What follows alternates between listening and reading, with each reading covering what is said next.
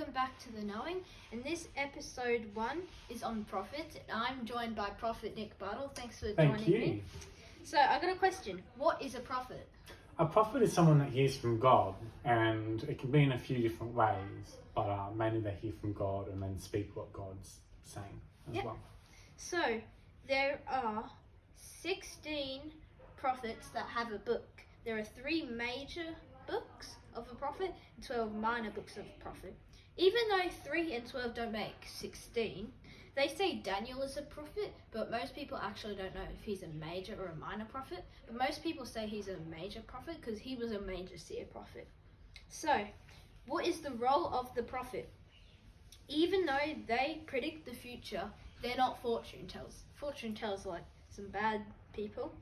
Prophets hear God's voice audibly, or it can come to them in a vision, but they hear God's voice. They're not fortune tellers, right? Yeah, that's correct. They're not. What do prophets do? They speak on God's behalf. So prophets, they hear God's voice. So God might say blah, blah, blah, and then they're going to go and speak to some people, and they could go, this is what thus says the Lord, and they can speak it out. And if prophets don't hear God's voice, then there's not much to them, because they could just be speaking false things, and then that means if they were trying to manipulate someone and get them to turn to the Lord, then that's their will, and God's going to be upset with them. They're covenant watchdogs, which is kind of like, because watchdogs are always on it. So then if you're relating prophets to covenant watchdogs, they're always alert on all the bad things that might be coming, like idols or injustice. They called out idolatry. In the Book of Kings, people worshipping idols was really common, which was really sad because most kings weren't really good kings. They called out injustice. Injustice, one of those religious words. It's the opposite of mishpat, which is justice.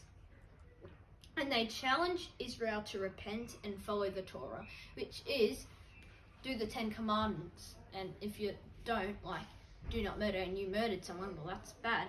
Do you have anything to say, Nick?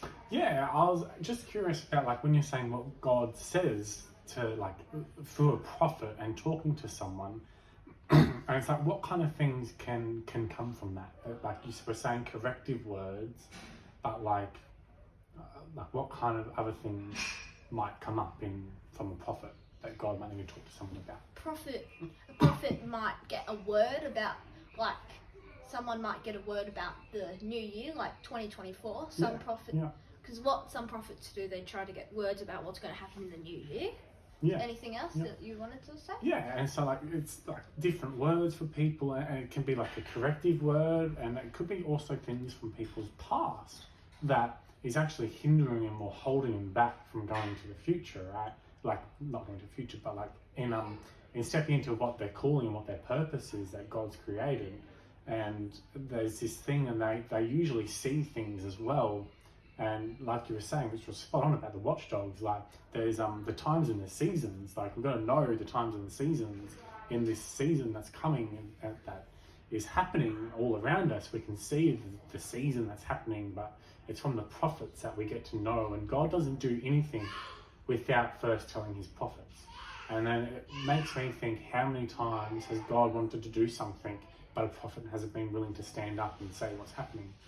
And so yeah, that was pretty amazing. So thank you, Luke. You taught me some new stuff as well. So yeah, thank you. I wanted to thank you for joining us again, Nick Bartle. I'm glad that I got to have a prophet in. So thank you for watching our first episode of The Knowing, and I can't wait to see you back next time. Thank you. Bye.